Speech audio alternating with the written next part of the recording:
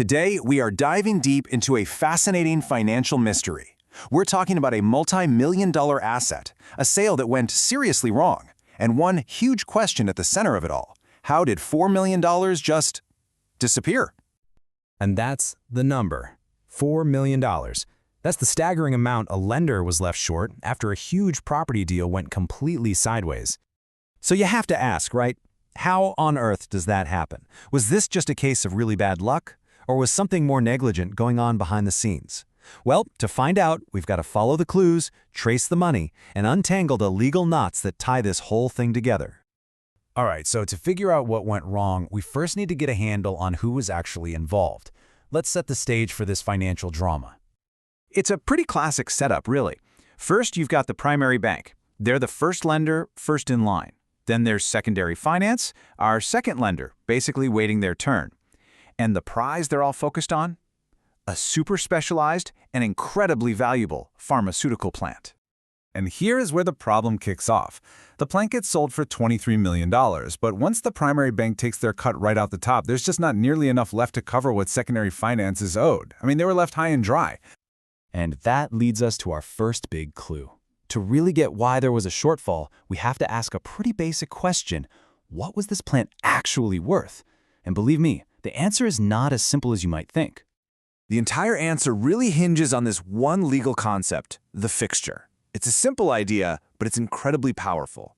Basically, some things, once they're attached to a property, legally become part of that property. And in this story, that little distinction is worth millions.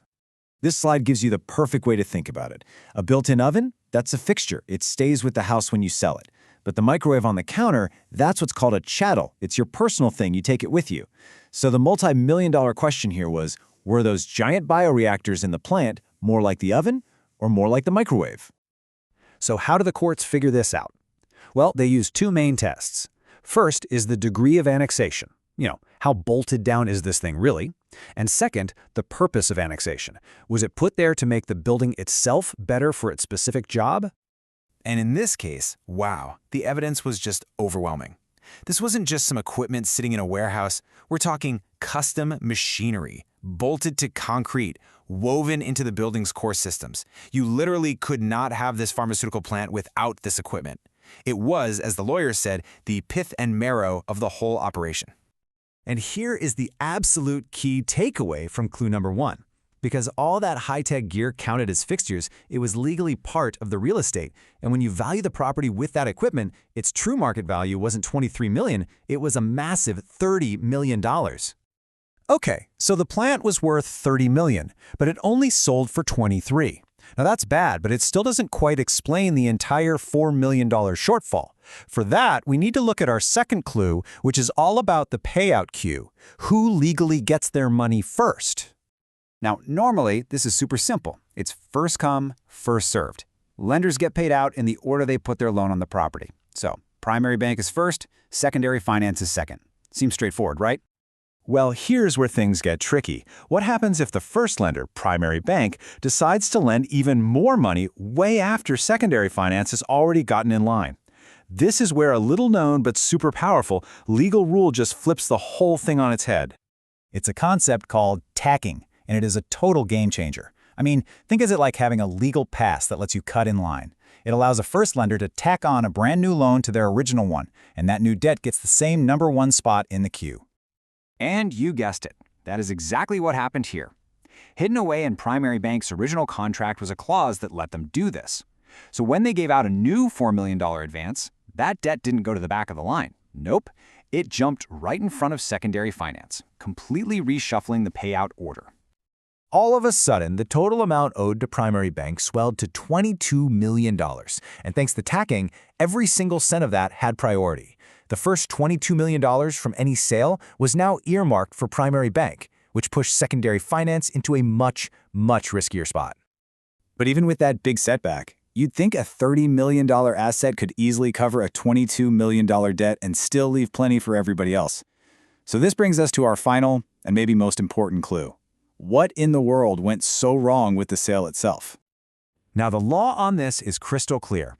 Whoever is running the sale, in this case, primary bank, has a legal duty of care.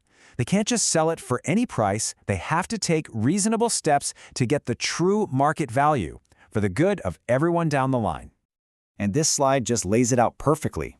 On one side, you have what all the experts said needed to happen. On the other, what the bank actually did. Instead of hiring an industrial specialist, they got a general real estate firm. Instead of a proper 6 to 9 month marketing campaign, they rushed through a 3-week local effort. It was like a masterclass in how not to sell a specialized asset. And the result was pretty much a disaster. The sale never even reached the big international pharmaceutical companies who would have paid top dollar for a ready-made facility like this. Instead, it got snatched up for a bargain by a local logistics company that probably saw all that valuable equipment as just scrap metal to be cleared out. Okay, so we have all our clues. We know the true value of the plant. We've seen how the payout line got all jumbled up, and we've uncovered the botched sale. So now it's time for the final accounting. Let's see exactly how this all adds up to $4 million missing dollars. And this table just makes the financial hit painfully obvious. If they'd done a proper sale and gotten $30 million, everybody would have been fine. Primary bank gets their $22 million, and there's more than enough left for secondary finance to get their $5 million paid in full. But in the actual bungled $23 million sale, after the bank took its cut, there's only $1 million left over. The result? A $4 million hole. And that is the bottom line. The court found that because Primary Bank breached its duty of care and completely messed up the sale, it was directly responsible for that loss.